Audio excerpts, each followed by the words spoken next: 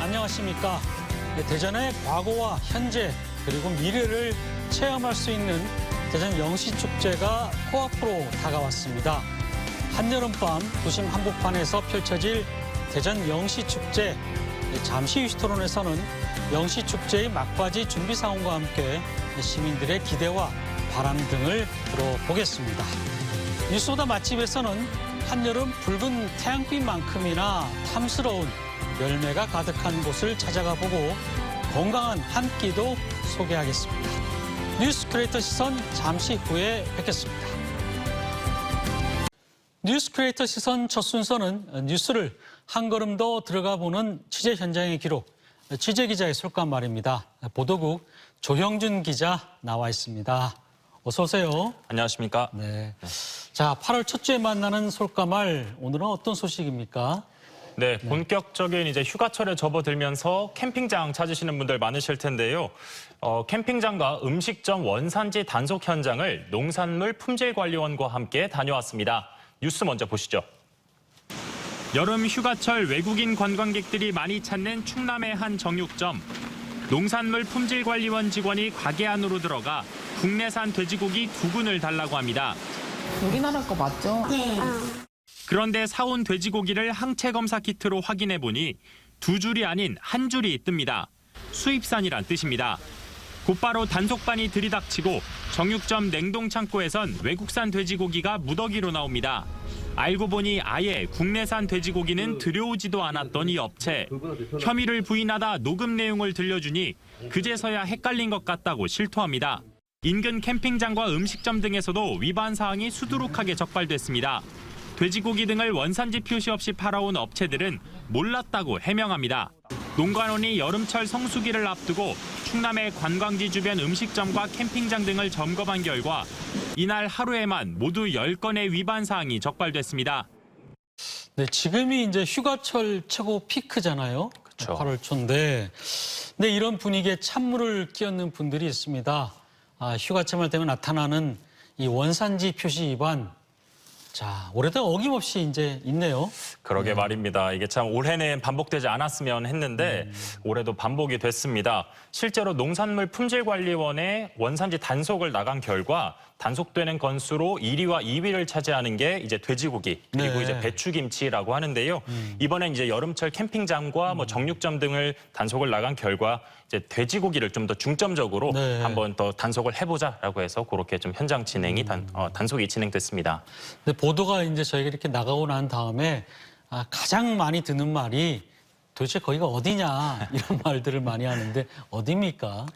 우선에 이제 또 뭐 예. 구체적인 상호명이라기보다는 그렇죠. 예. 이제 많이 좀 피서객들이나 많이 찾으시는 곳이 이제 충남 서해안 쪽이잖아요. 네. 뭐 당진과 태안 등으로 좀 다녀왔는데요. 네. 특히 이 캠핑을 떠나시는 분들이 가장 요새 인기가 좀 많은 게 글램핑장이라고 합니다. 네. 글램핑장의 특징은 이 캠핑 용품이나 장비 등 저희가 사실은 전문가가 아니기 때문에 장비들을 가지고 있지 않은 경우들이 많잖아요.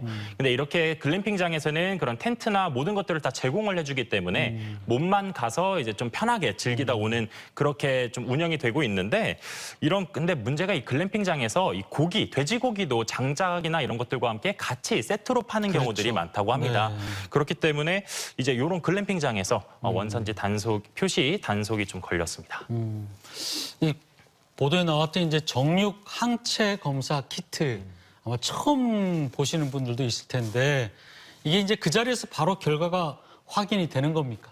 네, 저도 실제로 본 거는 처음이었습니다. 예, 예. 이게 농관원에서 개발을 한 이제 돼지고기 원산지 검정 키트인데 정확하게는 네. 원리가 돼지 열병 항체를 가지고 유무를 비교를 해서 판별을 하는 겁니다.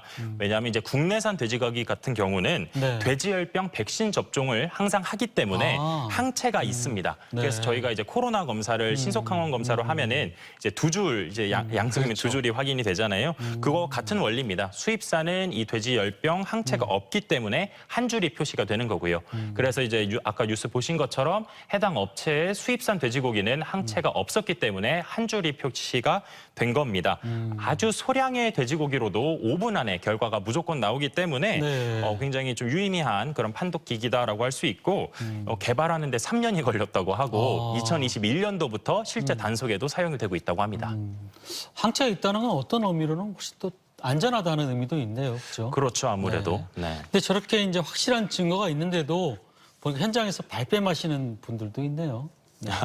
그러게 말입니다. 이게 검사 키트로 가지고 온 결과도 있고 심지어 또 녹취도 있는 상황이었는데 계속해서 이 해당 업주는 자신은 국내산 돼지고기를 네. 팔았다라고 발뺌을 했습니다. 2군 정도를 저희가 샀는데 이걸 4만 원에 팔았습니다. 근데 수입산에 비하면은 한 근당 8,000원에서 9,000원. 그렇죠. 그러니까 거의 한 2배 가까이 부풀린 거죠. 폭리를 취한 거네. 맞습니다. 그래서 이제 냉동고를 그래서 저희가 확인을 하겠다 해서 냉동고를 열어보니까 거기서는 이제 칠레산, 뭐 미국산 이런 이제 수입산 돼지고기가 줄줄이 나왔습니다. 녹취까지 들려주고 나니까 이제 그제서야 실토를 했는데 나중에는 이제 좀 선처를 호소하기도 했습니다. 하지만 아시겠지만 선처는 없죠. 그래서 이 업주는 형사 입건됐습니다. 근데 단속반이야 뭐 저런 키트가 있으니까 뭐 하겠지만 일반 소비자들이 저걸 뭐 들고 다닐 수도 없고 국내산인지 수입산인지 사실 어떻게 구별하기도 쉽지 않을 것 같은데 어떻게 구별해야 됩니까? 네, 그 점이 사실은 좀 가장 궁금해하실 점이 아닐까 싶은데요.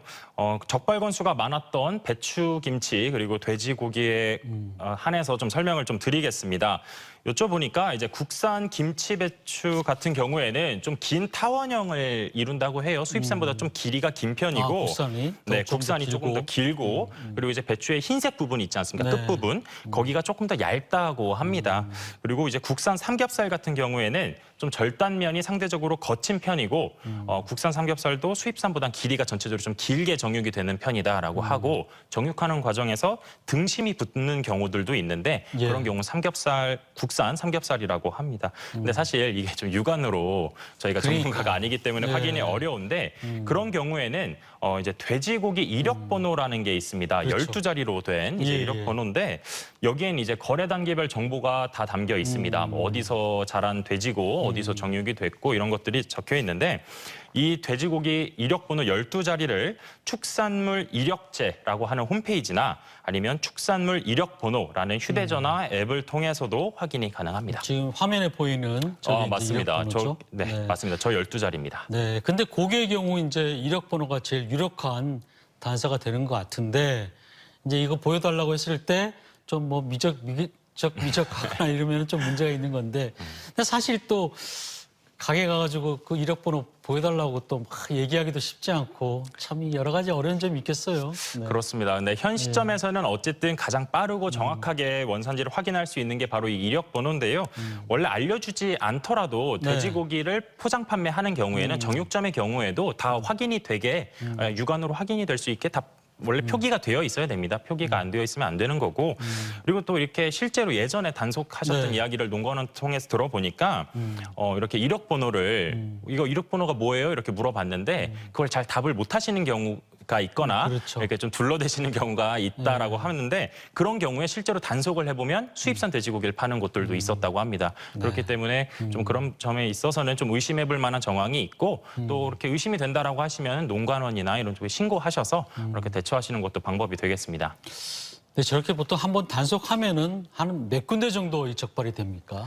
이게 뭐 몇 군데다라고 딱 이렇게 짚기는 어렵긴 합니다만은 저희가 이제 단속을 나갔던 그날 하루에만 총 10건이 적발이 됐습니다. 그래요? 뭐 시간이 오전부터 오후까지 다 진행이 됐다고는 하지만 어쨌든 건수로 보면은 상당히 많은 건수라고 할 수는 있는데요. 캠핑장, 글램핑장, 뭐 주변 음식점, 정육점 장소는 참 다양했습니다. 원산지를 속여 판 3곳은 형사 입건이 됐고 원산지를 정확하게 표시하지 않은 7곳은 각 적게는 수십만 원, 많게는 수백만 원의 과태료 처분을 받았습니다. 원산지를 표시하지 않은 경우 최대 1,000만 원의 과태료가 부과될 수 있고 허위로 표시해서 위장 판매를 한 경우에는 7년 이하의 징역이나 1억 원 이하의 벌금에 처해질 수 있습니다. 참 기분 좋게 놀러 가서 돼지고기 먹는 것도 참 쉽지 않네요. 근데 이제 뭐 당연한 얘기지만 속이지 않고 정상적으로 파는 곳이 훨씬 많죠. 네, 제가 이 이야기를 예. 꼭 하고 싶었습니다. 예, 예. 당연한 이야기이긴 하지만 정직하게 장사하시는 분들이 압도적으로 훨씬 더 많습니다. 실제로 농가원이 2021년도 한 해 동안 모두 18만 7천여 개, 뭐 엄청나게 많은 숫자죠. 그 업소를 조사한 결과 위반이 확인된 업소는 3,100여 개에 불과했다고 합니다. 비율로 따지면 한 1몇 %에서 2%가 채 안 된다고 하는데 네. 다만 그래도 현재는 지금 휴가철이기도 하고 또 야외에서 활동하시는 분들도 많으시잖아요. 그렇기 때문에 좀 단속을 진행한 거고 그중에서 일부 비양심적인 업체가 적발이 된 거다 이렇게 이해하시면 좋을 것 같습니다. 뭐 한 1% 남짓이라고 하니까 뭐 일단 믿고 사셔도 될 것 같은 생각이 들고요. 뭐 그래도 이제 파시는 분들은 아무리 어려워도 양심은 팔지 않기를 좀 바라고요. 자, 이번엔 캠핑장 얘기 좀 해보겠습니다. 제가 불과 얼마 전에 이 알바끼 텐트 문제점들을 지적을 했었는데 우려가 현실이 됐습니다. 결국 폭우로 아수라장이 됐네요. 그렇습니다. 저희가 이제 지난 6월에도 이 알바끼 텐트 문제점을 여기 시선에서도 그렇죠. 그렇고 지적을 예. 했었죠. 전국적으로 이제 한창 알바끼 텐트의 문제가 좀 지적이 되던 시기였는데 결국 이번 집중호우 대전에도 정말 수백 밀리미터의 비가 오지 비가 않았습니까? 많이 왔습니다. 그래서 상보안 유원지 그리고 노루벌 유원지 등이 모두 다 아수라장이 된 모습을 확인할 수 있었습니다. 그러니까 보니까 이제 지저분하기도 하고 이쪽이 좀 쉬려고 캠핑장 찾으신 분들은 눈살이 찌푸려질 수밖에 없겠어요. 그렇죠. 네.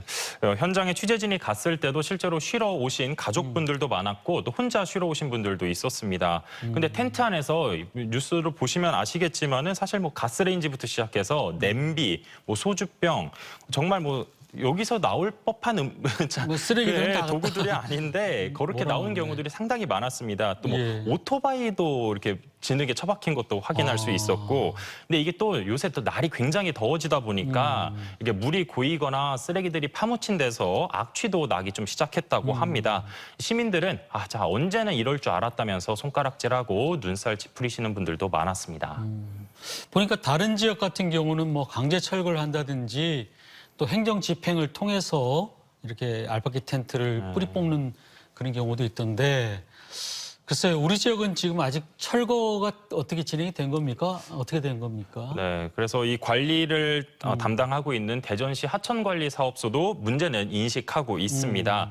이제 문제는 이걸 관리하고 철거를 실제로 진행해야 할 인력과 시간이 좀 부족하다는 이유로 차일피일 네. 이게 미뤄지고 있는 건데요. 근데 다만 말씀하신 것처럼 그러면 관리가 잘 되는 타 지역은 인력과 시간이 충분해서 관리를 하고 있냐? 그건 또 아닐 거기 때문에 그런 점에서 아쉬움이 남고요.